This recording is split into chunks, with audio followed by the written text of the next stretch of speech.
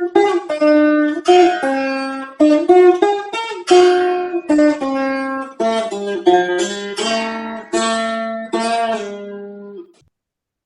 నమః శాంతాయ దివ్యాయ సత్యధర్మస్వరూపిణే స్వానందామృతతృప్తాయ సుందరాయ నమో నమః. మనం అనుభూతి ప్రకాశంలో ద్వితీయోధ్యాయంలో 94వ శ్లోకానికి వచ్చాం. 93 శ్లోకాలు చెప్పుకున్నాం. అంటే ఆ పంచకోశాలకి ఆత్మ అనేటువంటిది బ్రహ్మానందమే. బ్రహ్మానందమే అన్ని కోశాలకు ఆత్మ అని నిర్ణయించడం మనం చేసుకున్నాం. అయితే ఇక్కడ అది ఎలా తెలుస్తుందండి అన్నటువంటి ప్రశ్నకి సమాధానం చెప్తున్నారు. శ్రవణం మననంచ ఉభే తత్వజ్ఞానస్య సాధనే ఉక్త నిర్ణయ పర్యంతం విజ్ఞానం శ్రవణాద్ భవేత్. శ్రవణం మననంచ ఉభే తత్వజ్ఞానస్య సాధనే అంటే ఒక గంట శ్రవణం, ఒక్కొక్క గ్రంథం రోజుకి ఒక గంట మనం శ్రవణం చేస్తున్నాం అనుకోండి. మన అధ్యయన భారత వాళ్ళ గురించి మనం మాట్లాడుకున్నాం.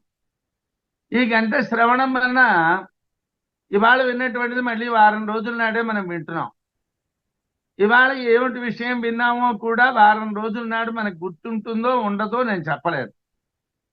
అంటే ఎలా ఉండాలంటే, మనం పిల్లడికి పాఠం చెప్పినప్పుడు ఉపాధ్యాయుడు ఏం చెప్తాడు, చెప్పిన రోజు నాడే ఆ పాఠం చదవండి, ఒకవేళ అర్థం కాకపోతే మరుసటి రోజు అడగండి, మళ్ళీ చదవండి, మీకు వచ్చే వరకు చదవండి అంటారు. అలాగే మనం కూడా వేదాంతాన్ని మననం చెయ్యాలి, మనం కూడా శ్రవణం చెయ్యాలి.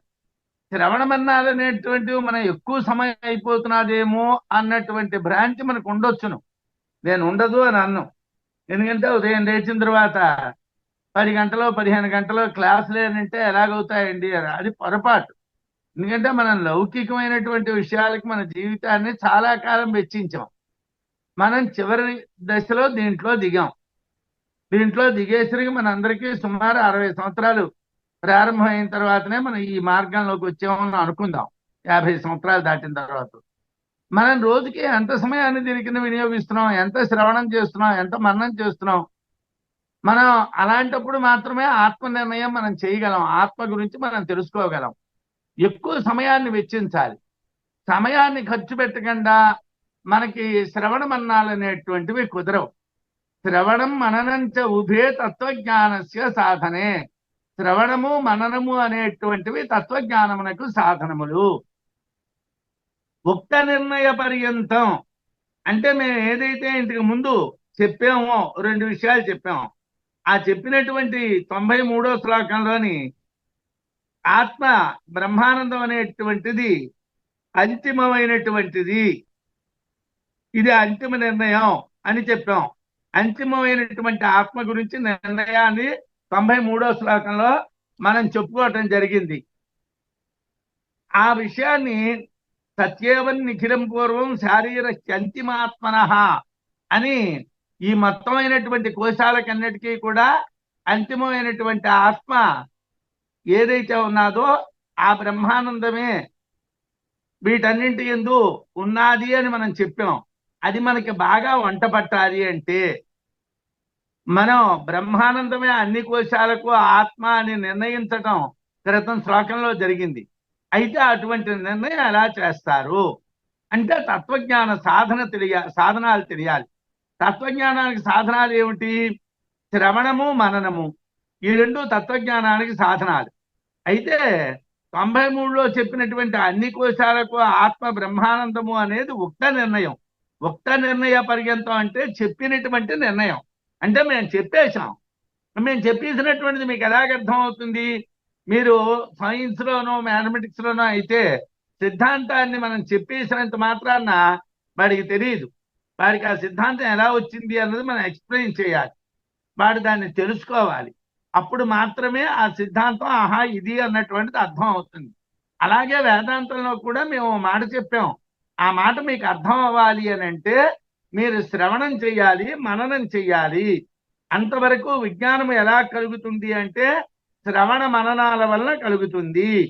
అంటే శ్రవణం ఎలా చేయాలండి, ఎక్కడ చేయాలండి అంటే ఇది కూడా కష్టతరమైనటువంటి ప్రశ్నే. శ్రవణం చేయటానికి కూడా బ్రహ్మవేత్తల వద్ద శ్రవణం చేయాలి. బ్రహ్మజ్ఞాన సంపన్నులైనటువంటి వాళ్ళని మనం అడిగి వాళ్ళ దగ్గర నేర్చుకోవాలి. మీరు ప్రశ్నోపనిషత్తు చదివారు, ఇంతకుముందు మనం కేనోపనిషత్తు చదివాం, కఠోపనిషత్తు చదివాం, అలాగే మనం ముండకోపనిషత్తు చదివారు. దాని మన్నం కూడా జరుగుతున్నది. మీరు వీటన్నిటిలోని కూడా ఎలాగ నేర్చుకోవాలి? శ్రోత్రియం బ్రహ్మనిష్టం. శ్రోత్రియుడు అంటే వాడు వేదములు చెప్పినటువంటి విధమైనటువంటి కర్మకాండ తెలిసిన వాడు, బ్రహ్మనిష్ఠుడు, బ్రహ్మజ్ఞాన సంపద కలవాడు. అలాంటి వాడి దగ్గర మనం శ్రవణం చెయ్యాలి, వాడి దగ్గర కూర్చో వినాలి.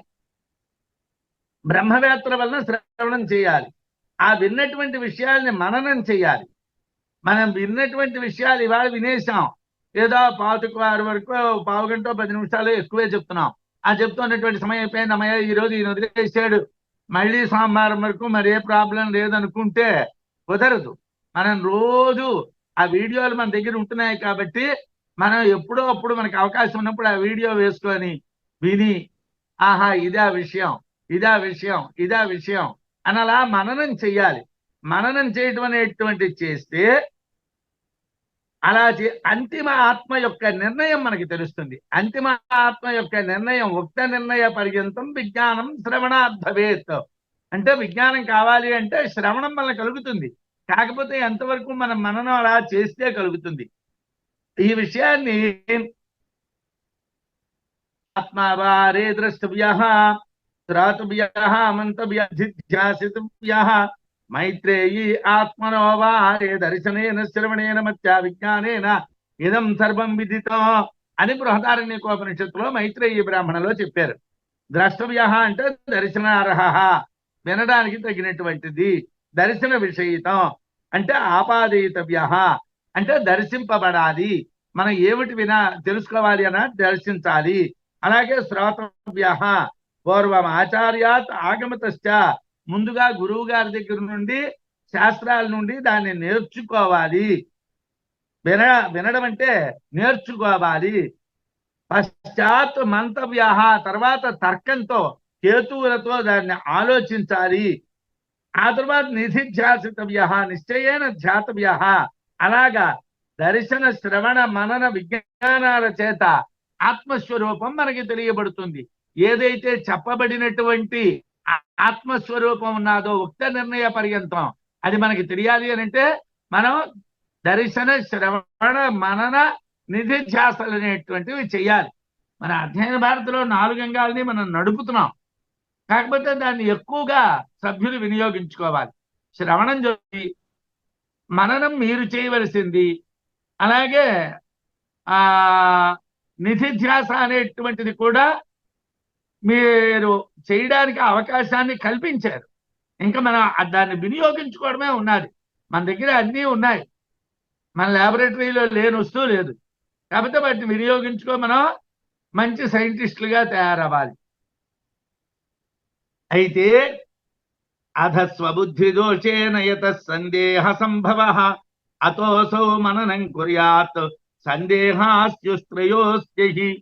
మననం ఎందుకు చేయడం అండి? మీరు శ్రవణం చెప్పారు, మేము విన్నాం, మాకు అర్థమైపోయింది, మేము చాలా బుద్ధిమంతులమే, మా బుర్రలో జ్ఞాపకం ఉండిపోతుంది, ఏకసంతాగ్రాహులమే, ఓసారి విన్నామంటే మేము మరిచిపోము, మాకెందుకండి మననం?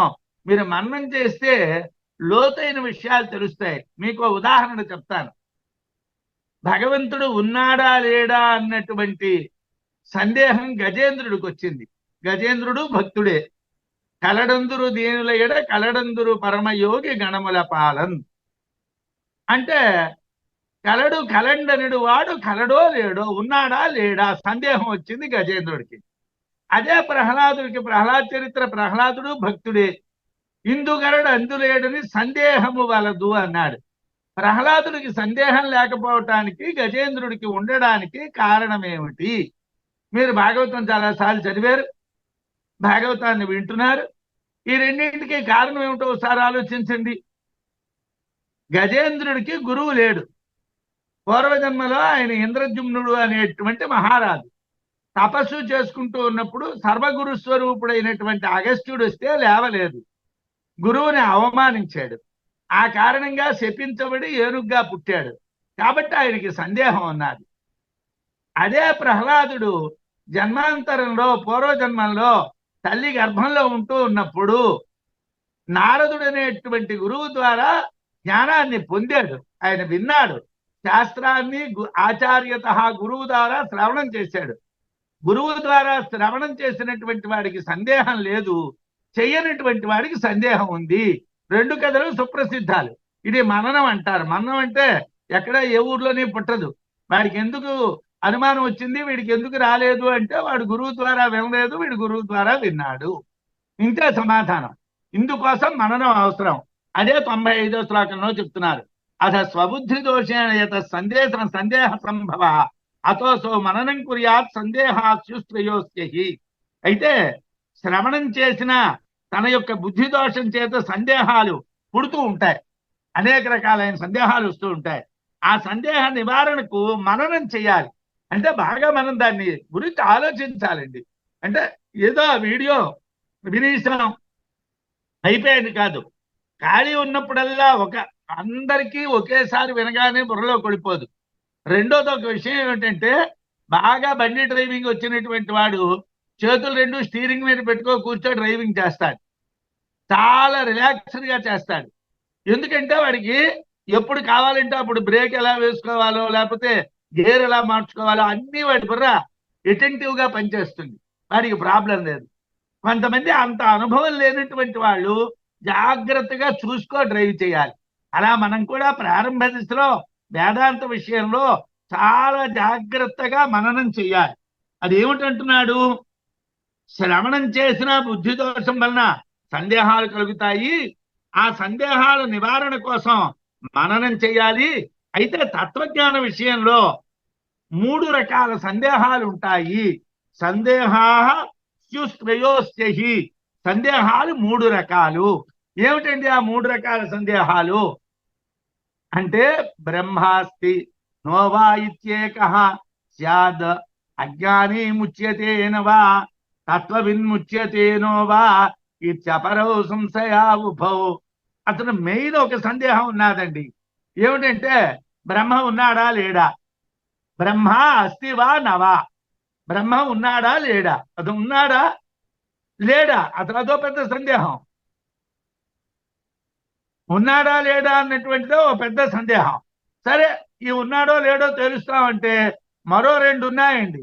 అదేమిటండి ఆ 2ను? ఒకవేళ ఉన్నట్టుగా అయితే అజ్ఞాని ముక్తుడవుతాడా, అవడా జ్ఞాని ముక్తుడవుతాడా? ఎవరు ముక్తులవుతారు? అజ్ఞాని ముక్తుడవుతాడా, జ్ఞాని ఒక్కడే ముక్తుడవుతాడా, ఇద్దరు ముక్తులవుతారా, అసలు బ్రహ్మ ఉన్నదా లేదా? ఇవి 3 అండి. అంటే 3 సందేహాల్లో అంటే అవి ఏమిటి అంటే, బ్రహ్మ ఉన్నదా లేదా, ఇది ప్రధానమైనటువంటి ప్రశ్న. బ్రహ్మాస్తి నోవా ఇత్యేకః స్యాద్ అజ్ఞాని ముక్త్యతేనవా. అజ్ఞాని ముచ్యతే, అజ్ఞాని ముక్తుడు అవుతాడా లేదా. రెండోది తత్వవిన్ ముచ్యతో నావా. తత్వజ్ఞాన సంపన్నుడు అంటే బ్రహ్మవేత్త ముక్తుడు అవుతాడా లేదా. ఇది 3వ ప్రశ్న. లోకంలో అందరికీ ఈ ప్రశ్నలు వస్తూనే ఉంటాయి. వీటికి ప్రత్యక్ష సమాధానాలు ఉండవు. ఎందుకంటే బ్రహ్మ ఉన్నాడా అంటే, అదిగోటండి వాళ్ళు అక్కడ ఉన్నాడు వెళ్ళి చూడండి అని చెప్పడానికి బ్రహ్మ లేడు. మరి శాస్త్రవచన ప్రమాణాలే దీనికి మనకి దారి. అవి తెలియాలి. ఇక్కడ ఉపనిషత్తు ఏమిటంటున్నది? ఉతా విద్యానమున్ లోకం ప్రేత్య కశ్చన గచ్చతీతి అంటే ఇది ఇక్కడ ప్లుతం పెట్టారు. దీర్ఘ ప్లుతాన్ని 3 అంకె ఉంటుంది. మా తైత్రీయోపనిషత్తులో ఈ మంత్రాన్ని చెప్పిన చోట 3 అంకె ఉంటుంది. ఎందుకంటే దీర్ఘ ప్లుతాన్ని అక్కడ ఉచ్చరిస్తారు. గచ్చతి అని అంటారు. అహో విద్యానమున్ లోకం ప్రేత్య కశ్చిత్ సమనుష్ణుతా. ఇవి 2 ప్రశ్నలు. అంటే ఉపనిషత్తు వాక్యం వల్ల మొదటి ప్రశ్న పుట్టింది. అసలు ఉపనిషత్తు వాక్యం వల్లనే పుట్టింది. బ్రహ్మ ఉన్నాడా లేడా అన్నటువంటిది. అసత్ బ్రహ్మేతి వేద చేత్. ఒకవేళ అసత్తు బ్రహ్మము అనుకుంటే అస్తి బ్రహ్మేతి చేద్వేద. ఒకవేళ బ్రహ్మ ఉన్నాడు అనుకుంటే, బ్రహ్మ లేడు అనుకుంటే ఉపనిషత్తే ఈ రెండు ప్రశ్నలు వేసింది. అసత్ బ్రహ్మేతి వేద చేత్, బ్రహ్మ ఒకవేళ అసత్తా, లేదు బ్రహ్మ అస్తి ఇది చేద్వా, ఒకవేళ బ్రహ్మ ఉన్నాడా, ఈ రెండు వాక్యాల వల్ల అసలు బ్రహ్మ ఉన్నాదా లేదా అని ఉపనిషత్తు వాక్యాల వల్లే ఈ సందేహం పుట్టింది. ఈ ప్రశ్నకి తోడేమిటైంది, ఆచార్యుడిని ప్రశ్నించినటువంటి విధానంలో అజ్ఞాని ఈ లోకాన్ని విడిచి ముక్తిని పొందుతాడా అని ఒక ప్రశ్న. ఏమండి బ్రహ్మ ఉన్నాదా లేదా, ఉన్నాదంటారు లేదంటారు అది వేరే విషయం. అసలు అజ్ఞాని అయినటువంటి వాడు ఈ లోకాన్ని విడిచిపెట్టి ముక్తిని పొందుతాడా లేదా. కశ్చన గచ్చతి ఎక్కడికి వెళ్తాడు అనే చోట చన అనేటువంటిది అపి అనే అర్థంలో వాడారు. కశ్చన అంటే ఎవడో అని అర్థం కాదు, కహా అపి ఎవడైనా కూడా అని అర్థం చెప్పమన్నారు. అపి అనే అర్థంలో వాడారు. కహా అపి ఎవడైనా, అజ్ఞాని కూడా మరణించి పరమాత్మను పొందుతాడా. ఫలతం ఆహో విద్వానము. ఆ మంత్రంలో ఏమిటన్నారు, చివరన ఊ అనేటువంటిది దాన్ని ముందుకు తెస్తే ఉతాహో అవుతుంది. ఉతాహో ఒకవేళ బ్రహ్మజ్ఞాని కూడా ముక్తిని పొందుతాడా పొందడా, అజ్ఞాని పొందుతాడా పొందడా ఒక సందేహం, బ్రహ్మజ్ఞాని ముక్తుడు పొందుతాడా లేదా రెండో సందేహం, అసలు బ్రహ్మ ఉన్నాదా లేదా పెద్ద సందేహం. ఏమిటయ్యా ఈ వ్యవహారం. సమనుస్నుతే అన్నటువంటి చోట సమనుస్నుతా ఊ అని మంత్రంలో వాడారు. ఎందుకు అలా వాడారండి అని అంటే, సమనుస్నుతే అనేటువంటి దాని చోట ఊ అనేటువంటిది కలిస్తే సమనుస్నుతే సమనుస్నుతై ఊ అవుతుంది. ఆ యకారం లోపించిపోతే సమనుస్నుత. సమనుస్నుత అనేటువంటి దాన్ని పృతంలో వాడితే సమనుస్నుత అని చెప్పడం అవుతుంది. అంటే ఇది ఎందుకంటే, ఇదంతా ఈ ప్రయత్నం అంతా ఎందుకంటే, ప్రత్యక్షంగా మీరు బ్రహ్మం ఉన్నాదని చూపించలేరు, అజ్ఞానికి కలుగుతుందో కలగదో చెప్పలేరు, జ్ఞానికి కలుగుతుందో కలగదో చెప్పలేరు. ఇది ఏమిటి, ఇది ఎలా మాకు తెలుస్తుంది, ఇది మాకు ఎలా అర్థం అవుతుంది, శాస్త్ర సమన్వయం ఉపనిషత్తు ఎలా చేస్తుంది, ఉపనిషత్ సారం విద్యారణ్యులు చెప్తున్నారు. ఇక్కడ చాలా లోతైనటువంటి విషయం ఇవాళ దీనికి సమాధానం ఆయన చెప్పరు. మనం చాలా దూరంగా ప్రయాణం చేస్తే సమాధానం దొరుకుతుంది. కాబట్టి ఇవాళ మనం చెప్పుకున్నటువంటి వీడియో, మళ్ళీ వారం చెప్పుకున్న వీడియో, రెండు వీడియోలు కలిపి వింటే కానీ మీరు పూర్తిగా సమాధానాన్ని పొందడం కష్టం. యదస్తి నామ రూపాభ్యాం వ్యాప్తం తద్విషయ విర్యదాదికం బ్రహ్మ నిర్నామ రూపత్వాత్ నాస్తి చాహ విమూఢది. ముందు అసలు ఉన్నాదా లేదా అన్నటువంటి దాని గురించి చెప్తున్నారు. బ్రహ్మం ఉందా లేదా. వియదాదికం అంటే ఆకాశం మొదలైనటువంటివి నామరూపాల చేత వ్యాపించబడ్డాయి కనుక అవి ఉన్నాయి అనుకోవచ్చును. నామరూపాలు లేకపోవటం వలన బ్రహ్మ లేదు అని మూఢబుద్ధులు అనుకుంటారు. అంటే బ్రహ్మ నిర్నామ రూపత్వాత్, బ్రహ్మకి నామం లేదు రూపం లేదు కాబట్టి నాస్తి చాహ విమూఢది, లేదు అని బుద్ధి లేనటువంటి వాళ్ళు అనుకుంటారు. అంటే మనకు కనిపించడం లేదు, మనం దానికి పేర్లు లేవు ఏమీ లేవు కాబట్టి బహుశా బ్రహ్మము లేదు అని అనుకుంటారు వాళ్ళు. కానీ బ్రహ్మ ఉన్నది అన్నటువంటి విషయాన్ని వాళ్ళు గుర్తించలేరు. వాళ్ళు మూఢ బుద్ధులు కాబట్టి, మోహంతో కూడుకున్న బుద్ధి కలవాలి కాబట్టి, ఆకాశము మొదలైనటువంటి కనిపిస్తున్నాయి కాబట్టి పంచభూతాలు అవి ఉన్నాయి అని అనుకుంటారు. అయితే వివేకి బ్రహ్మణ సత్తాం సృష్టి కామాది హేతుభి సాధయన్ బహుధా మూఢం బోధయేత్ మోహనుత్తయే. అయితే ఏమండి, కాస్త జ్ఞానం కలిగినటువంటి వాళ్ళు ఒకటికి 10 పర్యాయాలు చెప్పిందే చెప్పి ఇట్టించి చెప్పి అట్టించి చెప్పి చాలా రకాలుగా చెప్తారు. మనకి కొంతమంది అనుకుంటారు ఏమిటి వీళ్ళు మమ్మల్ని ఇలా చితక్కొట్టేస్తున్నారని. అలా కాదు. వివేకి బుద్ధివంతుడు బ్రహ్మము ఉన్నది అని చెప్తాడు. బ్రహ్మణ సత్తాం, బ్రహ్మయ ఉనికిని గురించి ఉన్నది అన్నటువంటి విషయాన్ని చెప్తాడు. సృష్టి కామాది హేతుభి.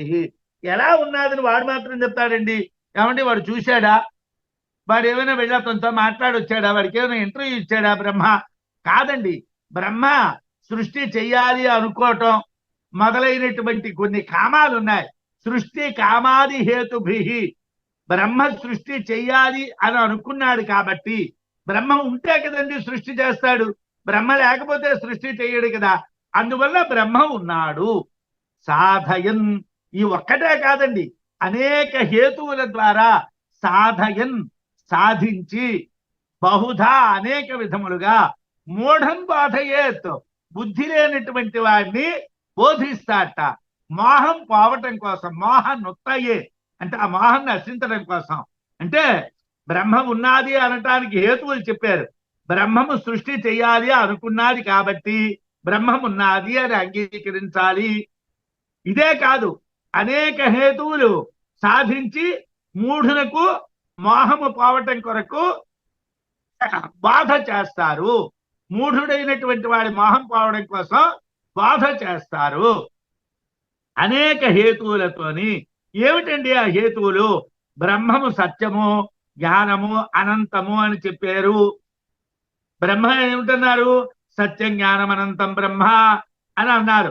అందువలన బ్రహ్మ ఉన్నది. రెండు, చాందోగ్యంలో సత్ ఏవ సత్యం, సత్ అనేటువంటిది బ్రహ్మము, అదొక్కటి మాత్రమే ఉన్నది అని చెప్పారు. అందువల్ల ఉన్నది. మూడు, తత్సత్యమిత్యాచక్షతే, బ్రహ్మము సత్యము అని చెప్పబడుతున్నది, అందువలన బ్రహ్మము ఉన్నది.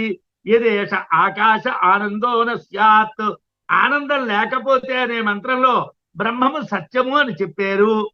ఆకాశము, వాయువు మొదలైనటువంటి బ్రహ్మ నుండి పుట్టేవి కాబట్టి బ్రహ్మ ఉన్నది.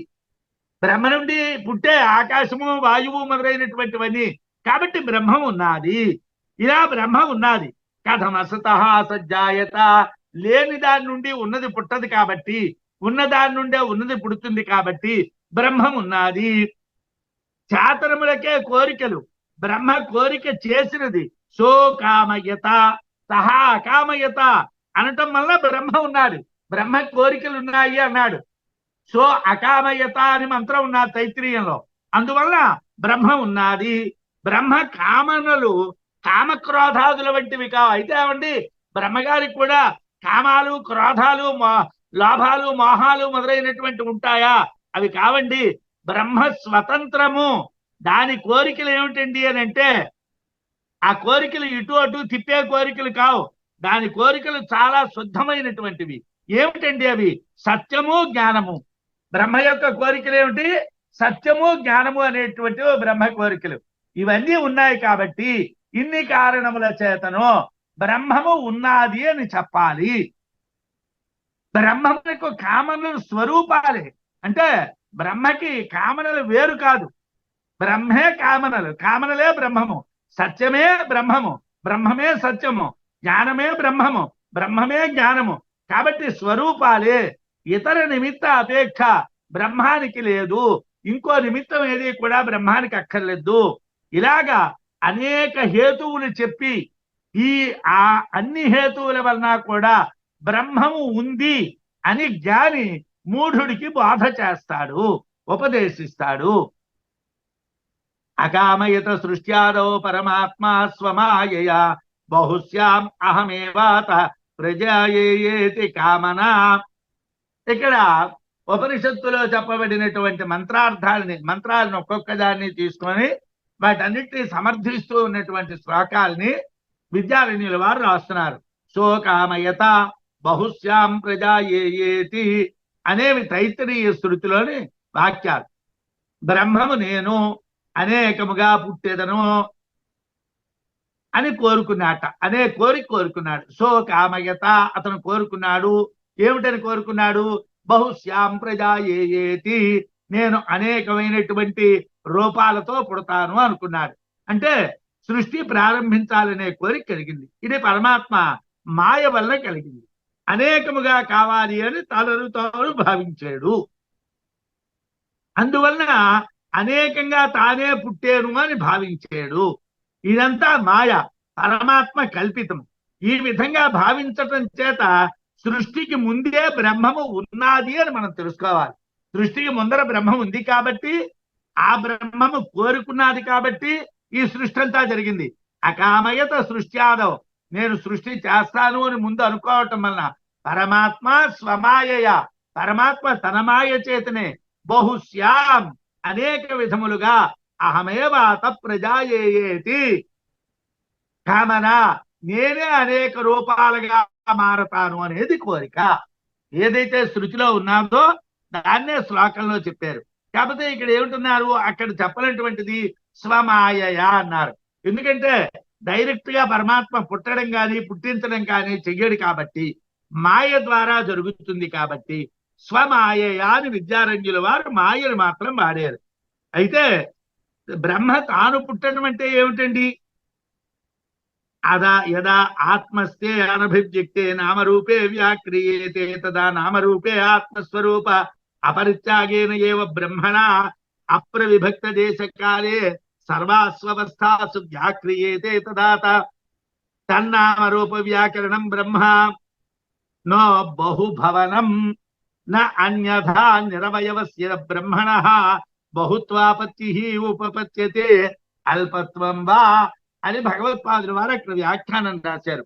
ఎప్పుడూ తన యందు ప్రకటితం కానటువంటి నామరూపాలు వ్యాకరించబడమే, ఆ నామరూపాలు బ్రహ్మమును విడిచిపెట్టకుండానే అన్ని అవస్థల్లోనూ బ్రహ్మతో కలిసి అన్ని దేశ కాలాలు కలిగినటువంటివిగా వ్యాకరణం చేయబడతాయి.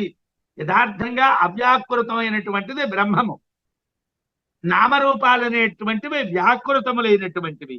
వాస్తవంగా భగవంతుడి యందు నామరూపాలనేటువంటి, పరమాత్మ యందు నామరూపాలనేటువంటి ఆరోపణలు మాత్రమే. బ్రహ్మతో కలిసి దేశ కాలములు కలిగినటువంటివిగా వ్యాకరించబడతాయి. యథార్థంగా అవి వ్యాకరించబడతాయి కానీ అవి ఉన్నటువంటివి కాదు. తద్వ్యాక్రియతే అని వ్యాకరించబడింది. అవ్యాకృతమాసీత్, ముందు అవ్యాకృతంగా ఉన్నది, తరువాత వ్యాకరించబడ్డాది. ఆ నామరూప వ్యాకరణమే బ్రహ్మ అనేకంగా పుట్టడం.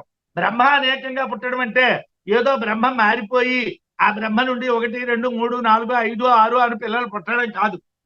ఏ బ్రహ్మం అయితే అవ్యాకృతంగా ఉన్నాదో ఆ బ్రహ్మము వ్యాకృతంగా అంటే నామరూపాలతో మారడాన్నే బ్రహ్మ అనేక రూపములుగా పుట్టడము అంటారు.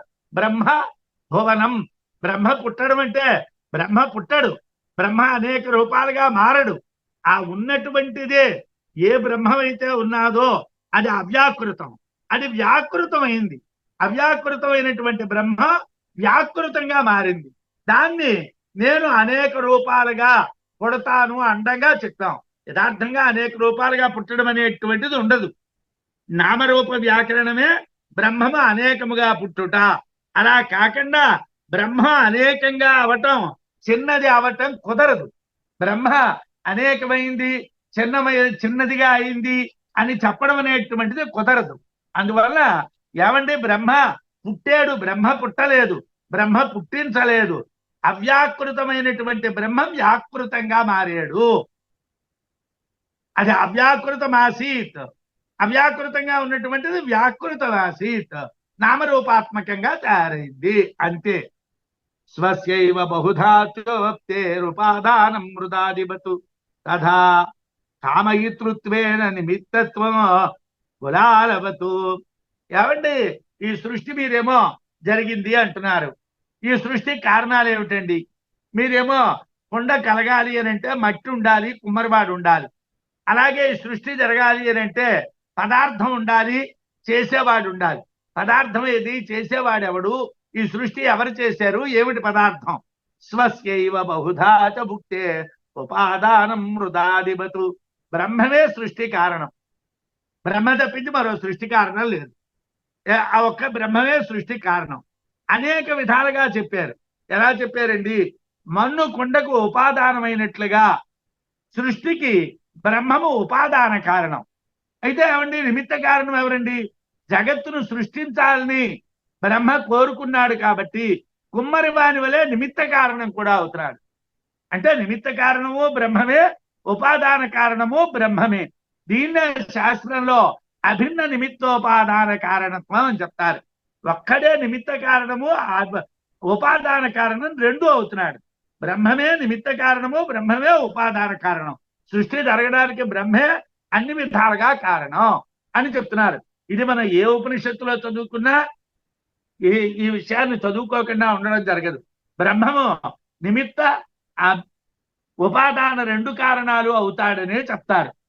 నిర్ధర్మకేపి ఆత్మతత్వే నిమిత్తత్వం స్వమాయయా ఉపాదానత్వ సహితం మాయా దుర్ఘటకారిణి. ఏమంటే బ్రహ్మకి సృష్టికి సంబంధం లేదంటున్నారు, బ్రహ్మ ఏమీ చేయడంటున్నారు. అలాంటప్పుడు మీరు మళ్ళీ బ్రహ్మ నిమిత్త కారణం ఉపాదాన కారణం అంటున్నారు, ఎలా కుదురుతుందండి అంటే నిర్ధర్మకేపి ఆత్మతత్వే, ఆత్మతత్వంలో ధర్మాలు లేవు, పరమాత్మతత్వాల్లో ఏ ధర్మాలు లేవు. అయితే నిమిత్తత్వం స్వమాయయా, మాయ చేతనే నిమిత్తత్వం అనేటువంటిది వచ్చింది. ఉపాదానత్వ సహితం మాయా దుర్ఘటకారిణి, ఉపాదానత్వం అనేటువంటిది కూడా మాయ వల్ల వచ్చింది. దుర్ఘటకారిణి, దానికి అసంభవమైనటువంటి వాటిని కూడా చెయ్యగలిగినటువంటిది మాయ. మాయ వల్లనే ఇదంతా జరిగింది. ఎటువంటి ప్రత్యేక ధర్మాలు లేకపోయినప్పటికీ ఆత్మ తన మాయ చేతనే ఉపాదాన నిమిత్త కారణాలుగా చెప్పబడుట సాధ్యమైంది. మాయ చేయుటకు కష్టమైనటువంటి కార్యాలని కూడా చెయ్యగలదు అన్నాం. అసంభావ్యన్న మాయాయాం ఉపాలంభ నసార్హతి తతో వేదో యథా బ్రూతే సృష్టిరేషా తధేక్ష్యతాం. మాయలో జరగడానికి అసంభవమైన విషయాలు ఉండవండి. మాయ ఏ పన్నైనా చేయగలదు. అసంభావ్యన్న మాయాయాం, ఇది జరుగుతుంది ఇది జరగదు అని మనం మాయలో అనుకోవటానికి ఏదీ లేదు. మాయలో అన్ని రకాలైనటువంటివి జరుగుతాయి. ఉపాలంభన్న సార్హతి. అయితే ఆ మాయని మనం నిందించకూడదు.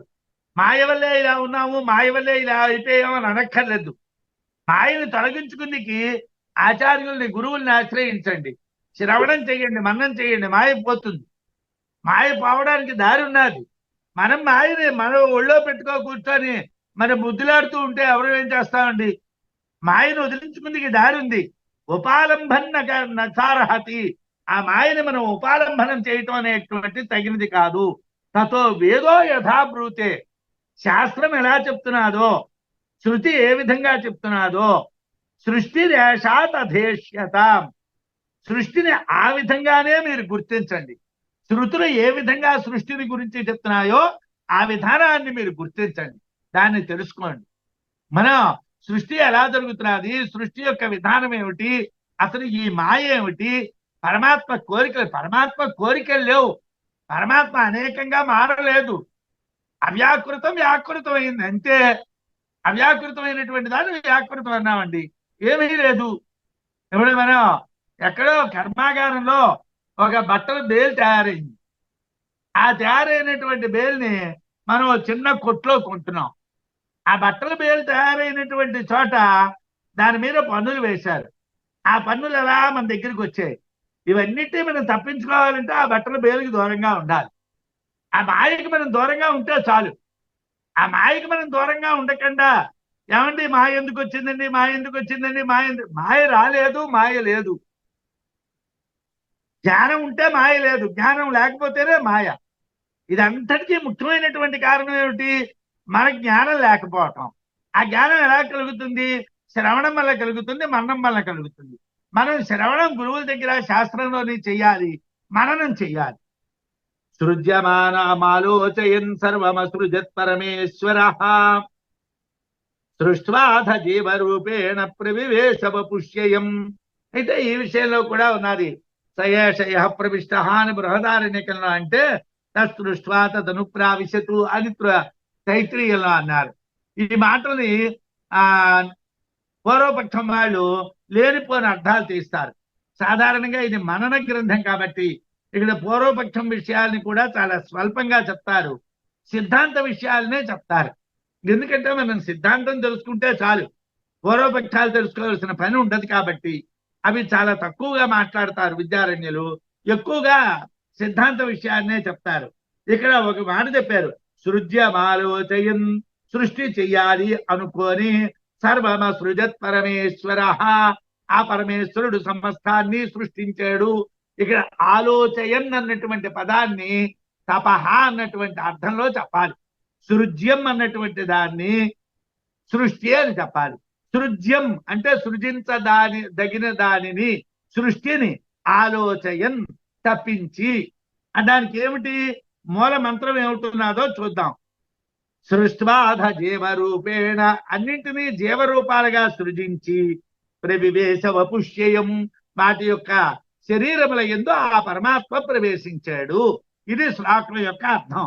అయితే సతపో అతప్యత, సతపస్తప్త్వా యదగుం సర్వం అసృజత, యదిదంకించ తత్సృష్ట్వా తదనుప్రావిశతు అని తైత్తిరీయ శృతి. ఈ మంత్రాలన్నీ మీరు చదివిన మంత్రాలే, ఇవేం కొత్త మంత్రాలు కావు. కాకపోతే ఒకసారి గుర్తు తెచ్చుకోవాలి.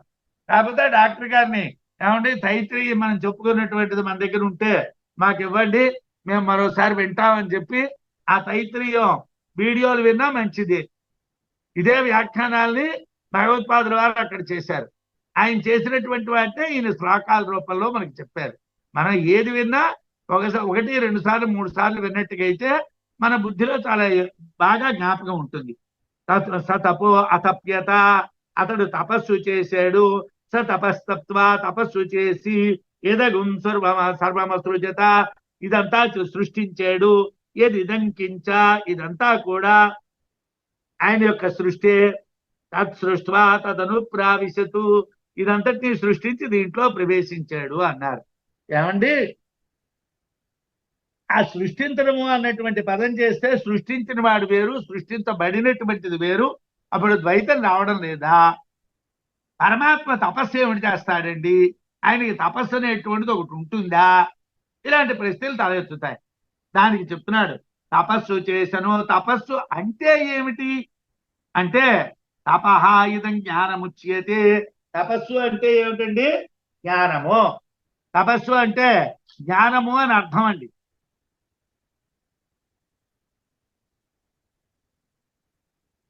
తపస్సు అంటే జ్ఞానం. యస్య జ్ఞానమయం తపః అని ముండకోపనిషత్తు ఈ మధ్యనే మీరు పూర్తి చేశారు, గుర్తు తెచ్చుకుంటే తెలుస్తుంది.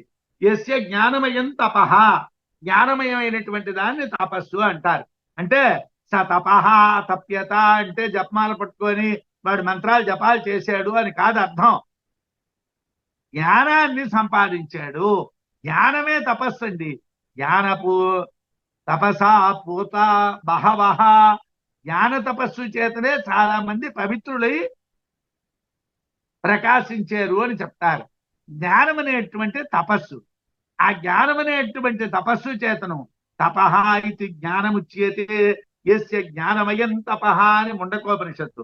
అంటే విచారణ చేసి జ్ఞానంతో సృష్టి చేశారు. ఆయన విచారణ చేశాడు. ఆలోచయన్ అన్నాడు కదా శ్లోకంలోని.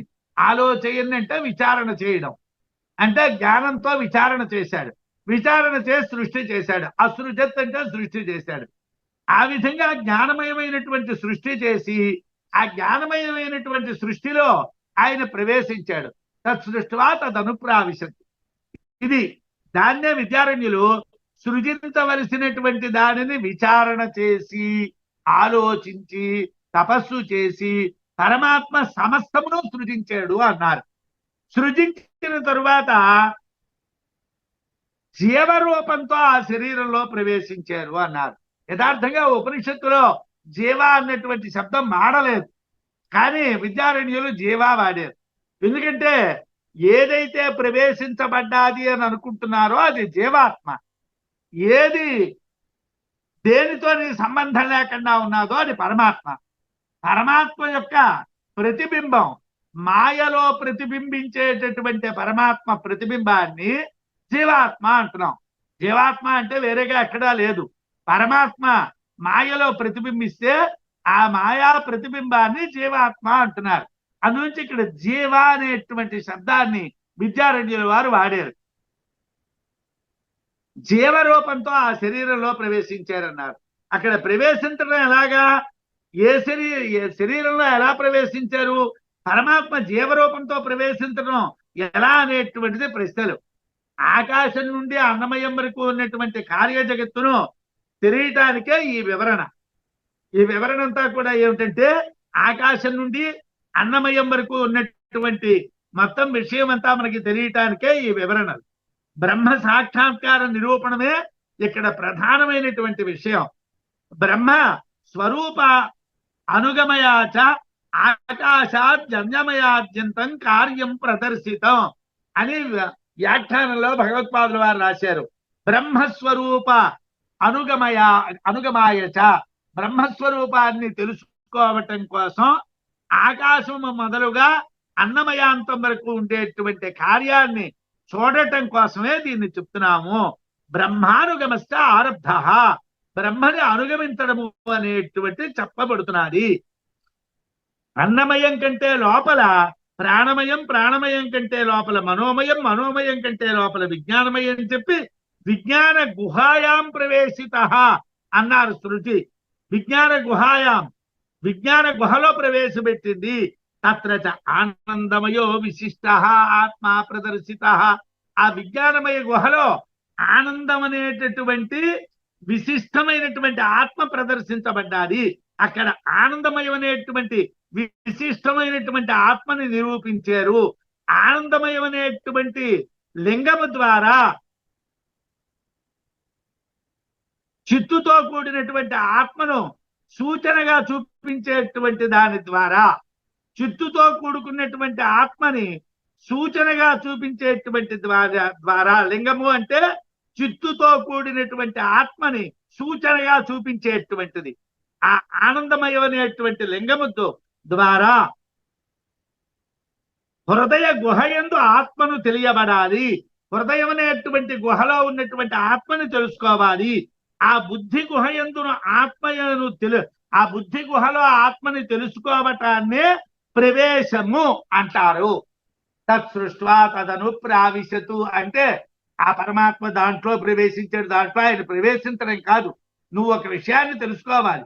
బుద్ధి గుహలో ఉన్నటువంటి ఆనందమయం అనేటటువంటి లింగం ద్వారా ఆత్మ అనే దాన్ని తెలుసుకోవటం ఏదైతే ఉన్నాదో అదే అనుప్రవేశము.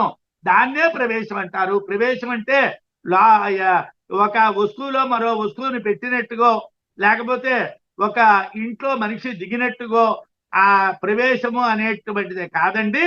ఆత్మ గుహ అనేటువంటిది ఒకటి లోపల ఉన్నది. అన్నమయం నుండి ప్రాణమయం, ప్రాణమయం నుండి మనోమయం, మనోమయం నుండి విజ్ఞానమయం, విజ్ఞానమయం దగ్గర ఒక గుహ ఉన్నదండి, ఆకాశం ఉన్నదండి. ఆ ఆకాశం అనేటువంటి గుహలో ఆనందమయం అనేటువంటిది ఉన్నదండి. ఆ ఆనందమయం అనేటువంటి దాంట్లో ఆత్మ అనేటటువంటి దాన్ని చూడడాన్నే ప్రవేశము అంటారు. దాన్ని చూడడాన్నే ప్రవేశము అని చెప్తారు. అందువలన అవయవ సంబంధ ప్రవేశము కాదు, అవయవాలతో సంబంధం కలిగినటువంటి ప్రవేశం కాదండి ఈ ప్రవేశం. ఈ ప్రవేశం దర్శన ప్రవేశము. అంటే నువ్వు దర్శించడం, నువ్వు ఆత్మని చూడడం. కార్యాత్మ జీవాత్మ రూపంగా ప్రవేశిస్తున్నది. ఆనందమయంలో చెప్పబడినటువంటిది కార్యాత్మ కాబట్టి చిదాభాసం అవటం చేతను, జీవాత్మ ప్రకరణం అవటం చేతను, జీవాత్మ రూపంతో బుద్ధి గుహలో ఉన్నటువంటి బ్రహ్మాన్ని చూడడం జరుగుతుంది. జీవాత్మ బుద్ధి గుహలో ఉన్నటువంటి బ్రహ్మాన్ని చూస్తుంది. ఆ చూడడాన్నే తదను ప్రావిశత్ అంటారు. అదే ప్రవేశించుట. కనుక ఇక్కడ ఎటువంటి వైరుధ్యాలు లేవు. ఒక శరీరంలో ఒక అవయవంలో మరో అవయవి మరో అవయవంలో ప్రవేశించినట్టు కాదు. ఇదేమీ కాదు. ఎక్కడ దర్శించడం అనేటువంటిదే అన్నమయ గుహ దగ్గర ప్రారంభించి అన్నమయం దగ్గర నుంచే ప్రాణమయం, మనోమయం, విజ్ఞానమయం, విజ్ఞానమయం దగ్గర ఆకాశం, ఆకాశంలో గుహ, గుహలో ఆనందం అనేటువంటి అంతర ఆత్మ, ఆత్మని దర్శించడము అనేటువంటిది ఏదైతే ఉన్నాదో దాన్నే అనుప్రవేశము అంటారు అని చెప్పారు. యో విజ్ఞానమయస్తస్మిన్ చైతన్యం ప్రతిబింబితం తచ్చ ధారయతి ప్రాణాన్ జీవాఖ్యాన్ లభతే తతః. ఎవడు విజ్ఞానమయమైనటువంటి వాడో అతను యందు చైతన్యం ప్రతిబింబిస్తున్నది. విజ్ఞానమయ తస్మిన్ చైతన్యం ప్రతిబింబితః. విజ్ఞానమయమైనటువంటి వారి యందు చైతన్యం ప్రతిబింబిస్తున్నది. ఆ చైతన్యమే ప్రాణములను ధరిస్తున్నది. తచ్చే ధారయతి ప్రాణాన్. ఆ చైతన్యమే ప్రాణాలను ధరిస్తున్నది. అదే జీవుడు అనేటువంటి జీవాఖ్యాన్ లభతే తతః. దాన్నే జీవుడు అని తరువాత పిలుస్తారు. అంటే జీవుడు విజ్ఞానమయమైనటువంటి ప్రతిబింబమే. ఇందాక చెప్పాను కదా, మాయ యందు ప్రతిబింబ స్వరూపం ఏదైతే ఉన్నాదో అది మాత్రమే జీవుడు. జీవుడు అనేటువంటి వాడు పరమాత్మ కాడు. జీవాత్మని కార్యాత్మ అంటారు, పరమాత్మ కాదు. ఈ జీవాత్మ అనేటువంటిది ఈ ప్రకరణం అంతా అధికార ప్రకరణం అని ఇంతకు ముందు ఒకసారి చెప్పారు. ఇంతకు ముందు చెప్పినప్పుడు కూడా దీన్ని అధికార ప్రకరణము అంటారు. అధికార ప్రకరణం అంటే ఈ మొత్తం విషయం అంతా జీవాత్మని గురించే చెప్తుంది. ఇక్కడ పరమాత్మ విషయంలో ప్రమేయం లేదు. కాబట్టి ఇక్కడ ఏమండి, పరమాత్మ ప్రవేశించాడా? ఆయన ఎలా ప్రవేశించాడండి? ఏమండి, నేను ఇంట్లో దిగినట్టు ప్రవేశించాడా? అలా అక్కడ ల్యాండ్ అయినట్టుగా, అమెరికాలో ల్యాండ్ అయినట్టుగా ప్రవేశించాడా? ఇలాంటి ప్రశ్నలు వేయకూడదు. దర్శించాడు అని అర్థం చెప్పాలి. ఎందుకంటే అక్కడ అర్థం చెప్పాలి, ఇది జీవాత్మ ప్రకరణం కాబట్టి. ఇది జీవాత్మ ప్రకరణం కాబట్టి ఇక్కడ ఇలాగే చెప్పబడుతుంది. జీవుడు విజ్ఞానమయమైనటువంటి దాని యందు ప్రతిబింబించిన వాడు. ప్రతిబింబం జీవుడైతే బింబము బ్రహ్మము. బ్రహ్మము ఆధారంగానే ప్రతిబింబం ఏర్పడుతుంది కాబట్టి కార్యానందము జీవాత్మ విషయం. కార్యానందం అనేది జీవాత్మ విషయం. కారణానందం అనేటువంటిది పరబ్రహ్మ విషయం. ఇక్కడ బ్రహ్మ అనేటువంటి వాడు బింబం, ప్రతిబింబం అన్నటువంటిది బింబం ఉంటేనే ఉంటుంది, లేకపోతే ఉండదు. ప్రతిబింబానికి స్వతంత్రత ఉండదు. అయినప్పటికీ ప్రతిబింబంలో చెప్పబడినటువంటి విషయాలు బింబానికి సంబంధం లేదు. బింబానికి వాటితో సంబంధం లేదు. భోక్త భూతేశ్వరత్వ ఈ భూతేశ్వర తద్వద్భోగ్య రూపోపి సో అభవతు భోగ్యం చ బహుధా సత్యేత్యాది విభేదతః. ఆ తైత్రీయంలో ఉన్నటువంటి ఒక్కొక్క మంత్రాన్ని ఒకటి రెండు శ్లోకాల్లో ఇక్కడ మనకి వివరణ చేస్తున్నారు. భోక్త భూత్వా ఈశ్వర తద్వద్భోగ్య రూపోపి స్వభవతు. ఆ ఈశ్వరుడు భోక్తగాను ఉన్నాడు, భోగ్యముగాను ఉన్నాడు. భోక్త భూత్వా, భోక్తగా ఆయనే ఉన్నాడు. తద్వద్ భోగ్య రూపోపి స్వభవతు, అతడే భోగ్యముగా కూడా ఉన్నాడు.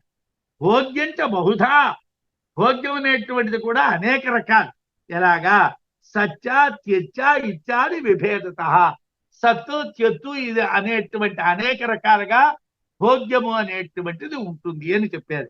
బ్రహ్మము ఆకాశము, వాయువు మొదలైనటువంటి వాటి వలన జగత్తునకు ఉపాదాన నిమిత్త కారణత్వం వహించి కార్య జగత్తును అంటే జీవాత్మను సృష్టించి దానిలో ప్రవేశించిందా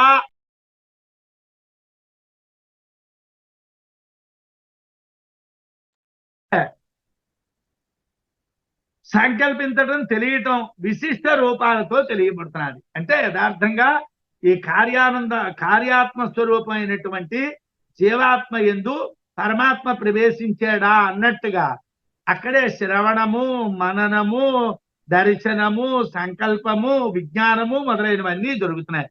ఆ విశిష్ట రూపంలోనే తెలియబడుతున్నాయి. కార్య జగత్తులో విశిష్టముగా తెలియబడుటే ఆ బ్రహ్మకు ప్రవేశము. కార్య జగత్తులో అంటే జీవాత్మలో విశిష్టంగా తెలియబడడాన్నే ఆ బ్రహ్మ ప్రవేశించడము అంటారు. అందువల్ల బ్రహ్మ ఉన్నది. అసలు బ్రహ్మ ఉన్నాడా లేదా అన్నటువంటి దానికోసం చర్చ. బ్రహ్మ ఉంది. ఎందుకంటే బ్రహ్మ కార్య జగత్తులో విశిష్టంగా తెలియబడుతున్నది కాబట్టి బ్రహ్మ ఉన్నది.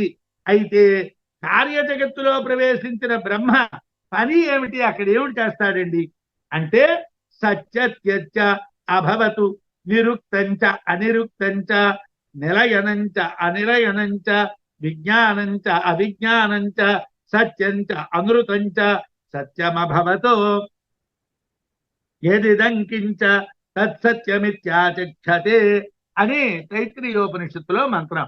దానికి ఇది వివరణ. అయితే ఇక్కడ ఈశ్వర, దాన్ని ఈశ్వరుడు భోక్తా భూత్వా, భోక్త అయి అతడే భోక్త అయినట్టుగానే భోగ్య రూపము కూడా పొందాడు. ఆయనే భాగం కూడా, భోక్త కూడా ఆయనే, భోగ్యము కూడా ఆయనే. అనేక విధాలుగా. ఎలాగా? సత్తుచ మూర్తం. సత్తు అంటే మూర్తం. ఈ విషయాన్ని బృహదారణ్యకంలో ఒక బ్రాహ్మణం ఉంది, మూర్తామూర్త బ్రాహ్మణము అని. దాంట్లో సత్తు చెత్తు అనేటువంటి వాటిని ఒకటి మూర్తం అని, ఒకటి అమూర్తం అని చెప్పారు. సత్తుని మూర్తం అంటారు. సత్తు అంటే అక్కడ చెప్పిన ప్రకారం అగ్ని, జలము, భూమి ఈ మూడింటిని సత్తు అంటారు. వీటికి రూపం ఉన్నది కాబట్టి. చెత్తు అంటే ఆకాశము వాయువు ఈ రెండింటిని చెత్తు అంటారు. వీటికి రూపం లేదు కాబట్టి వాటిని అమూర్తములు అంటారు. సత్ అంటే మూర్తము, చెత్ అంటే అమూర్తము. అలాగే అనేక భేదాలతో అనేక విధాలుగా బ్రహ్మ కలదని బ్రహ్మ మహాత్ములు చెప్తున్నారు. మూర్తామూర్త బ్రాహ్మణంలో సత్తు చెత్తు చెప్పారు. అగ్ని జలము పృథివీ మూర్తాలు, ఆకాశము వాయువు అమూర్తాలని చెప్పారు. సజాతీయములు విజాతీయములు అయినటువంటి వాటి నుండి విడదీసి చెప్పబడునది నిరుక్తము, అదే మూర్తము. అంటే ఇప్పుడు మనం సజాతీయములు విజాతీయాలైనటువంటి వాటి నుంచి విడదీసి చెప్పేటువంటిది. ఇది ఆవు, ఇది గొర్రె, ఇది మేక అని సజాతీయము విజాతీయము ఒకే రకమైన పుట్టుగా కలిగినటువంటివి, ఒకే రకమైనటువంటి పుట్టుగా లేనటువంటి వాటి నుంచి విడదీసి చెప్పేటువంటి దాన్ని నిరుక్తము అంటారు. అలా చెప్పనటువంటి దాన్ని అనిరుక్తము అంటారు. అలా వేరు చేయకుండా ఉండబడేటువంటి దాన్ని, ఆకాశాన్ని వేరు చేయలేం, వాయువుని వేరు చేయలేం, కాబట్టి వాటిని అనిరుక్తము అంటారు. రూపాన్ని వేరు చేయగలం, జలాల్ని వేరు చేయగలం, భూమిని వేరు చేయగలం, కాబట్టి వీటిని నిరుక్తములు అంటారు. ఇవి నిరుక్తములు, అవి అనిరుక్తములు.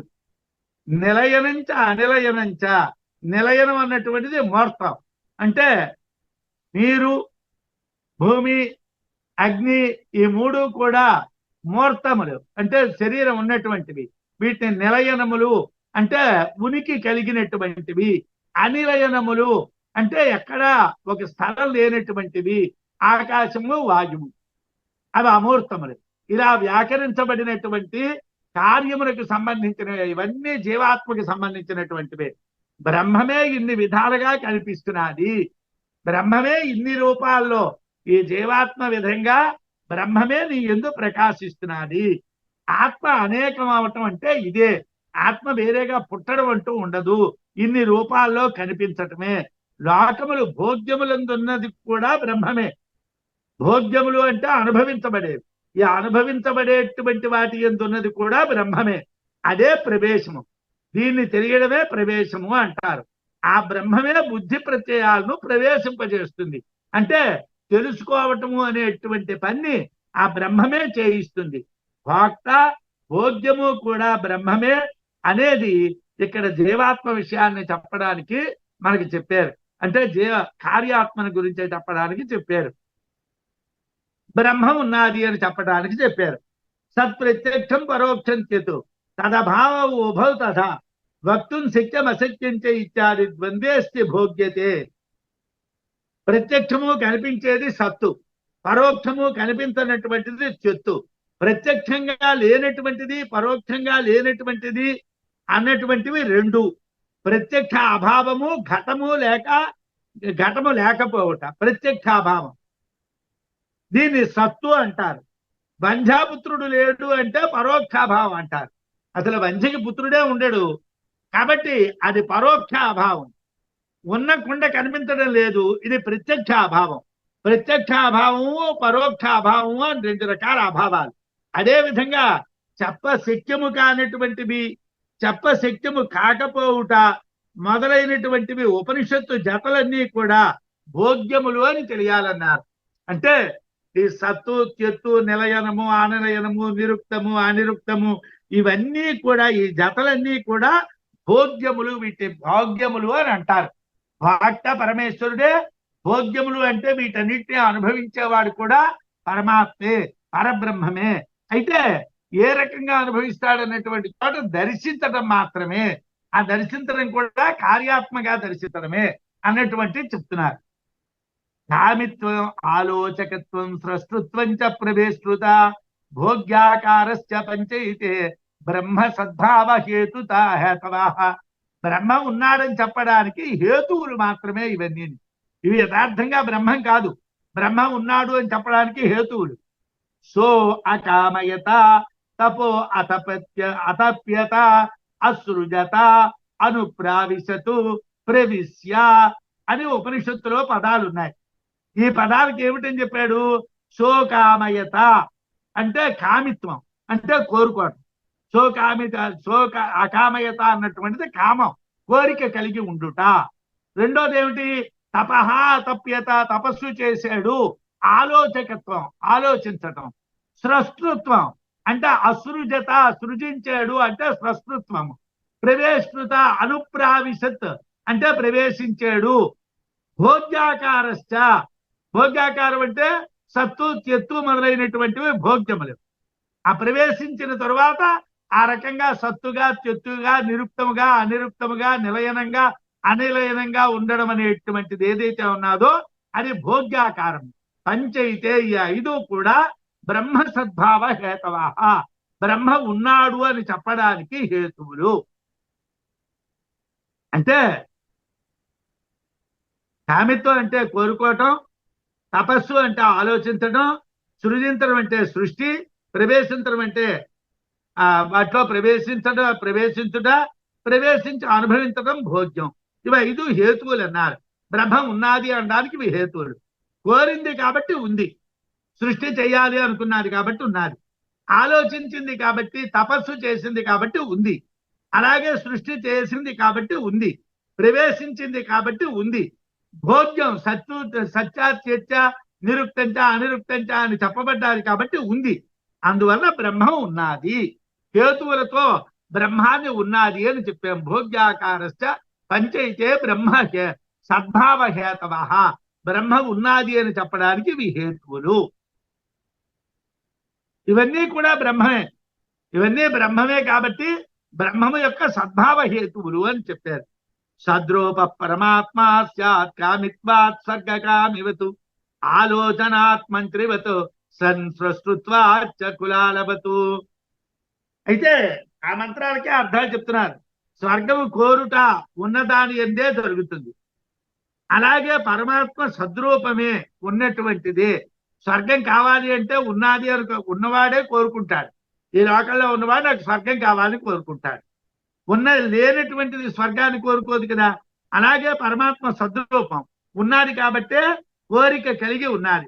స్వర్గం కోరేవాని ఉనికి యథార్థమైనట్టుగా సృష్టి చెయ్యాలి అనుకున్నటువంటి పరమాత్మ యొక్క ఉనికి కూడా యథార్థమే. సద్రూత్వ పరమాత్మ స్యాత్ కామిత్వాత్, కోరిక కలిగి ఉండడం వలన. స్వర్గ కామివత్, స్వర్గాన్ని కోరుకున్నటువంటి వాడు ఉన్నాడు అని ఎలా చెప్తున్నామో అలాగే సృష్టి చెయ్యాలి అనుకున్నాడు కాబట్టి పరమాత్మ కూడా ఉన్నాడు. కార్య విషయములందు మంత్రులు ఆలోచించినట్టు తపస్సు అనేది కూడా యథార్థమే. ఏదైనా కార్య విషయంలో మంత్రులు ఎలా ఆలోచన చేస్తారో ఆలోచనాత్ మంత్రివత్, మంత్రులు ఆలోచన చేసేటట్టుగా పరమాత్మ స తపః అతప్యత, జ్ఞానంతో తపస్సు చేశాడు అన్నా. జ్ఞానమే తపస్సు, ఆయన జ్ఞానంతో తపించాడు అన్నాం. అది కూడా కరెక్టే, అది కూడా బ్రహ్మం ఉన్నది అని చెప్తున్నారు. స్రష్టృత్వాచ్చ కులాలవత్, ఆయన ఎలా చేశాడు? అసృజత, ఎలాగండి సృజించాడు? కులాలవత్, కొండలు చేసేటువంటి కుమ్మరివాని వలె ఆయన ఈ సృష్టి చేశాడు. చేశాడు కాబట్టి ఉన్నాడు, ఆలోచించాడు కాబట్టి ఉన్నాడు, కోరుకున్నాడు కాబట్టి ఉన్నాడు. అంటే బ్రహ్మం ఉన్నది, బ్రహ్మం ఉన్నది. అంటే అన్ని కార్యాలు అభిజ్ఞ నిమిత్తోపాదాన కారణమైనటువంటి బ్రహ్మ నుండి వచ్చినటువంటివి కాబట్టి అన్నీ ఉన్నవే, అన్ని యథార్థాలే. బ్రహ్మ ఉన్నాడు. ప్రవేశృత్వాత్ సర్పవత్ సన్ భోగ్యత్వాచ్చ సాధనాధిపతు నానుమానైరేవ కింతు విద్వత్ ప్రత్యక్షతోపి సన్. ఏమండి, తదను ప్రావిశత్ అనేటువంటి మంత్రాన్ని ఆ ముక్కను తీసుకున్నాడు. ప్రవేశృత్వాత్ సర్పవత్ సన్, పాము పుట్టలో ప్రవేశిస్తుంది. తదను ప్రావిశతు అంటే ప్రవేశించడం గురించి చెప్తున్నారు. పుట్టలో పాము ప్రవేశించినట్టుగా సృజించబడినటువంటి వస్తువులలో జీవరూపంగా ఆత్మ ప్రవేశించింది. పుట్టలో పాము ఎలా ప్రవేశిస్తుందో అలా ప్రవేశించింది. అనుభవించుటకు ప్రేరేపించేటువంటి వస్తువుల యందు భోగ్యత్వాత్ చోదనాదివతు, అనుభవించే దానికి ప్రేరేపించబడేటువంటి పదార్థముల యందు, భక్ష్యములు భోజ్యాదులు మొదలైనటువంటి వాటి యందు అనుభవించుట అనే గుణం చేత సత్పదార్థము అంటే వాటిని అనుభవించడం చేత, భోగ్యములను అనుభవించడం చేత బ్రహ్మము ఉన్నదే. అంటే భక్ష్యభోగ్యాది భాగాలు అనుభవించేది కూడా ఉనికి కలిగినటువంటి బ్రహ్మమే. అయితే ఈ బ్రహ్మము పైన చెప్పినటువంటి హేతువులు నానుమానైరేవ కింతు విద్వత్ ప్రత్యక్షతోపి సన్. ఏమండి, మీరు చెప్పినటువంటి అనుమానాల వల్లే బ్రహ్మం ఉన్నది అని మేము అనుకోవాలా? బ్రహ్మాన్ని ఎవడైనా చూసినటువంటి వాడు ఉన్నాడా? ఇలా మీరు చెప్తూ ఉన్నటువంటి ఈ కథలన్నీ విని ఆహా బ్రహ్మం ఉన్నాదా, బ్రహ్మం ఉన్నాదా, బ్రహ్మం ఉన్నాదా అనుకోమంటారా? అనుమానాల చేత మాత్రమే ఉన్నది అని చెప్పాలా? అంటే కాదండి. విద్వాంసులకు ప్రత్యక్షంగా తెలియటం వలన కూడా ఎవరైతే బ్రహ్మజ్ఞానులు ఉన్నారో ఆ బ్రహ్మజ్ఞానులైనటువంటి వాళ్ళు ప్రత్యక్షంగా పరమాత్మని చూస్తారు. తత్సత్వమిత్యాచక్షతే. బ్రహ్మవేత్తలు బ్రహ్మ పరమార్థ సత్యము అని చెప్తున్నారు. బ్రహ్మవేత్తలైనటువంటి వాళ్ళు బ్రహ్మం ఉన్నది అని కొండ బద్దలు కొట్టి చెప్తున్నారు. వాళ్ళు చూసి చెప్తున్నారు. కాబట్టి వాడు చెప్పినటువంటి దాని వల్ల కూడా బ్రహ్మ ఉన్నది. ఈ అనుమానాల వల్ల బ్రహ్మ ఉన్నది. ఇవన్నీ చదువుకున్నటువంటి ప్రమాణాలు. ఈ చదువుకున్న ప్రమాణాలు కాకుండా ప్రత్యక్షంగా బ్రహ్మం ఉన్నది అని బ్రహ్మవేత్తలు చెప్తూ ఉన్నటువంటి మాట తత్సత్వమిత్యాచక్షతే. అది ఉన్నది అని బ్రహ్మవేత్తలు చెప్తున్నారు. అయితే యత్ సత్యం బ్రహ్మ పూర్వోక్తం తదేవ జగదాత్మన భాతి భ్రాంత్యా తతః సర్వం బ్రహ్మ బ్రహ్మేత్యాచక్షతే బుధాః. ఏమండి, యత్ సత్యం బ్రహ్మ పూర్వోక్తం తదేవ జగదాత్మన భాతి భ్రాంత్యా తతః సర్వం బ్రహ్మేత్యాచక్షతే బుధాః. ఏది ఇంతకు ముందు సత్యమని చెప్పబడిందో ఆ బ్రహ్మయే జగత్తుగా భ్రాంతి చేత తెలియబడుతున్నది. యత్ సత్యం బ్రహ్మ పూర్వోక్తం. సత్యమైనటువంటి బ్రహ్మముగా ఏది మనం ముందు చెప్పామో అదే జగత్తుగా ప్రకాశిస్తున్నది. భాతి భ్రాంతి చేత ప్రకాశిస్తున్నది. తత సర్వం బ్రహ్మే చాచక్షతే వృధా. అందువల్ల అంతా బ్రహ్మమే. మీరు భ్రాంతి చేతను ఇది జగత్తు అంటున్నారు, కానీ జగత్తు అనేటువంటిది వేరేగా ఒకటి లేదయ్యా, ఉన్నది బ్రహ్మమే. బ్రహ్మమునందు మీరు భ్రాంతి పడి జగత్తు అంటున్నారు అని చెప్పారు. బ్రహ్మే చాచక్షతే బుధా. సర్పధారాదికా భ్రాంత్యా కల్పిత తత్వదర్శనే రజ్జురేవ యథా తద్వద్ బ్రహ్మైవ సకలం జగతు. ఏమండి, రజ్జు సర్ప భ్రాంతి అని లోకంలో ఒకటి ఉన్నది. పాము నీటి ధార అనేటువంటి భ్రాంతి కల్పితం. యథార్థంగా ఉన్నటువంటి తాడు మాత్రమే. తాడున్నది, చీకట్లో తాడున్నది. ఆ తాడుని పాము అనుకున్నాము, లేకపోతే నీటి ధార అనుకున్నాము, లేకపోతే దండం అనుకున్నాము, లేకపోతే మాల అనుకున్నాము. అవన్నీ కూడా భ్రాంతులే. యథార్థానికి తాడు అనేటువంటిది ఉన్నది మాత్రం యథార్థంగా ఉన్నది తాడే. రజ్జురేవ యథా తద్వత్ బ్రహ్మైవ సకలం జగత్. బ్రహ్మమే అంతా. మీరు సర్పము, ధార మొదలైనటువంటివన్నీ కూడా భ్రాంతి చేత ఎలాగైతే కల్పించబడుతున్నాయో యథార్థం తత్వదర్శనే రజ్జురేవ యథా తద్వత్. మీరు కానీ యథార్థంగా దర్శించినట్టుగైతే అక్కడ ఉన్నటువంటిది తాడు మాత్రమే. కాబట్టి అలాగే మీరు జగత్తు అంటున్నారు, భోగ్యము అంటున్నారు, భాగము అంటున్నారు, భోక్త అంటున్నారు. ఈ పదాలన్నీ మీరు వాడుతున్నారు, కానీ ఉన్నది మాత్రం ఒక్క బ్రహ్మము మాత్రమే ఉన్నది. ఇవేమీ లేవు.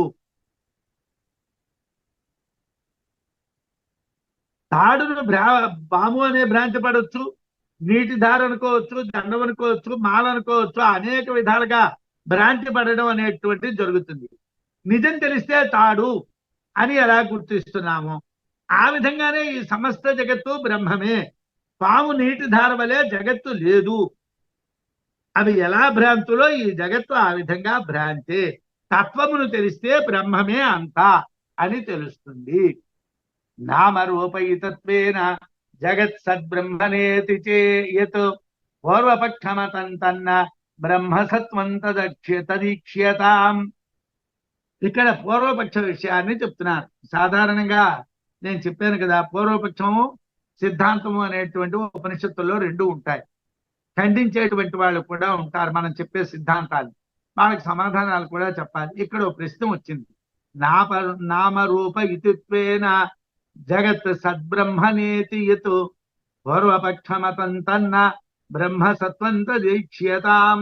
నామరూపాలతో కూడి ఉండడం వలన, నామరూపయుతత్వేన, నామరూపాలతో కూడి ఉండటం వలన జగత్తు సత్తు, బ్రహ్మ నేతి చేత్, బ్రహ్మ లేదు. కనిపిస్తూ ఉన్నటువంటి జగత్తే యథార్థమయ్యా, కనిపించినటువంటి బ్రహ్మము యథార్థము కాదు. ఈ ఎదురుకుండా మాకు కనిపిస్తున్నది, జగత్తు కనిపిస్తున్నది, నామము రూపము కనిపిస్తున్నాయి, కాబట్టి ఇదే నిజం, అది నిజం కాదు. పూర్వపక్ష మతం, ఇది పూర్వపక్షం వాళ్ళ యొక్క ఆలోచన. తత్ నా, అది కాదయ్యా. ఏమిటి? బ్రహ్మ సత్వంత దీక్ష్యతాం అంటే జగత్తు ఉన్నది, బ్రహ్మ లేదు అనడం కుదరదు. ఎందువల్ల? బ్రహ్మ యొక్క సత్వము ఉనికి తెలుసుకో, దర్శించుమా. తదీక్ష్యతాం, దాన్ని తెలుసుకోను. ఎలా తెలుసుకుంటాం అంటే ఇందాకలా చెప్పాను, ఆచార్యుల దగ్గర శాస్త్రాలను వినటం వలన, దాన్ని మననం చేయటం వలన బ్రహ్మ ఉన్నది అని తెలుసుకోవచ్చును. బ్రహ్మము యొక్క సత్వము ఉనికి తెలుసుకో, దర్శించు. తస్మాత్ తత్ సుకృతము చేతే అనేటువంటి చోట ఉపనిషత్తులో బ్రహ్మయేవ స్వయం కర్తృలోకే సర్వకారణత్వాత్ అనే భాష్యం. అందువలన సమస్తము బ్రహ్మ స్వయంగా చేసేదే, ఆయనే చేశాడు. బ్రహ్మే ఉన్నది, నామరూపాత్మక జగత్తు చేసినటువంటిదే బ్రహ్మమే. కాబట్టి నామరూపాత్మక జగత్తు లేదు, బ్రహ్మమే ఉన్నది. ఆయనే చెప్తున్నాడు, బ్రహ్మ ఏవ స్వయం కర్తృ, బ్రహ్మగారే స్వయంగా చేశారు. తస్మాత్ తత్సుకృతముచ్యతే అన్నటువంటి మంత్రం దగ్గర వ్యాఖ్యానంలో బ్రహ్మే స్వయముగా వీటన్నిటినీ చేశాడు. లోకే సర్వకారణత్వాత్, ఆయనే సమస్తానికి కారణం కాబట్టి ఉన్నది ఒక్క బ్రహ్మమే, జగత్తు కాదు. రజ్జు దైర్ఘ్యం యథా సర్ప ధారాదిష్వను గచ్చతి బ్రహ్మ సత్వం తథా వ్యోమకం వాయువాదిష్వను గచ్చతి. రజ్జు ఎంత పొడుగు ఉంటుందో, తాడు ఎంత పొడుగు ఉంటుందో, ఏమండి, మనం భ్రాంతి పడినటువంటి పాము కూడా అంతే పొడుగుంటుంది, నీటి ధార కూడా అంతే పొడుగుంటుంది. అదే విధంగా బ్రహ్మము ఉన్నది అనేటువంటిది ఆకాశము, వాయువు, భూతాలను అనుసరించి ఉన్నది అని తెలియాలి. అంటే ఆకాశం ఎంత దూరం వరకు ఉన్నదో అంత దూరం వరకు బ్రహ్మ ఉంది. వాయువు ఎంత దూరం వరకు ఉన్నది అనుకుంటున్నావో అంతవరకు బ్రహ్మ ఉంది. బ్రహ్మం ఎంత దూరం వరకు ఉన్నదో ఆకాశం అంతే ఉంది. ఎంత దూరం వాయువు ఉన్నదో అంత దూరమే బ్రహ్మ ఉన్నది. బ్రహ్మ ఎంత దూరం ఉన్నదో వాయువు అంత దూరమే ఉన్నది. బ్రహ్మాన్ని బట్టే ఆకాశము, వాయువు మొదలైనటువంటి ఉంటాయి, కానీ పదార్థాన్ని బట్టి ఉండదు. ఎలాగైతే పావుని బట్టి తాడు ఉండదు, తాడుని బట్టి పాము పొడుగు ఉంటుంది, అలాగే తాడుని బట్టి నీటి ధార పొడుగుంటుంది, పువ్వుల దండ పొడుగుంటుంది. పువ్వుల దండ దానికన్నా పొడుగైన పువ్వుల దండ ఉన్నది అని ఆలోచన రాదు. అలాగే బ్రహ్మాన్ని అనుసరించే వాయువు, ఆకాశము మొదలైనటువంటివి ఉంటాయి. రజ్జు దైర్ఘ్యం యథా, ఎలాగైతే పాము యొక్క పొడుగు ఉంటుందో, తథా సర్పధారాదిష్వను గచ్చతి, పాము, ధార అనేటువంటివి తాడుని ఎలాగైతే అనుగమిస్తాయో, బ్రహ్మ సత్వం తథా, బ్రహ్మము యొక్క ఉనికిని అదే విధముగా వ్యోమ వాయువాదిషు అనుగచ్చతి, ఆకాశము, వాయువు మొదలైనటువంటివి దాన్ని అనుసరించి ఉంటాయి. తాడు ఎంత పొడవు ఉన్నది అంత పొడవే బాగున్నది, తాడు ఎంత పొడవు ఉన్నది అంత పొడవే పువ్వుల దండ ఉన్నది, నీటి ధార ఉన్నది. అలాగే బ్రహ్మం ఎంతవరకు ఉన్నదో ఆకాశం అంతవరకే ఉన్నది, బ్రహ్మ ఎంతవరకు ఉన్నదో వాయువు అంతవరకే ఉన్నది. బ్రహ్మని అనుసరించే ఉంటాయి. ఆకాశము, వాయువు అయినటువంటివి యథార్థంగా లేవు. బ్రహ్మ వాటి యందు ఉండడం వలన అవి ఉన్నట్లు మనం భావిస్తున్నాం. అంటే రజ్జువు ఉనికి, అంటే తాడు యొక్క ఉనికి యథార్థమైనట్లుగా బ్రహ్మము యొక్క ఉనికి మాత్రమే యథార్థము. సర్పధారాధికాలు అంటే సర్పము, ధార, లేకపోతే పూలదండ మొదలైనటువంటివి ఎలాగైతే భ్రాంతులో, ఆకాశము, వాయువు మొదలైనటువంటివి కూడా భ్రాంతులు మాత్రమే అని తెలుసుకోండి అని మనకి బ్రహ్మ ఉన్నది, బ్రహ్మాన్ని అనుసరించే ఇవన్నీ ఉన్నాయని చెప్తున్నారు. చెప్పాను కదా, ఈ రోజు పాఠం మళ్ళీ వారం పాఠం కలిపి 2 వీడియోల్ని జాగ్రత్తగా కూర్చో 2-3 సార్లు వింటే మనం బ్రహ్మం ఉన్నది, అజ్ఞానులకి ముక్తి వస్తుందా రాదా, జ్ఞానులకి ముక్తి వస్తుందా రాదా అన్నటువంటి 3 ప్రశ్నలకి సమాధానం నేర్చుకోవటం అవుతుంది. స్వస్తి.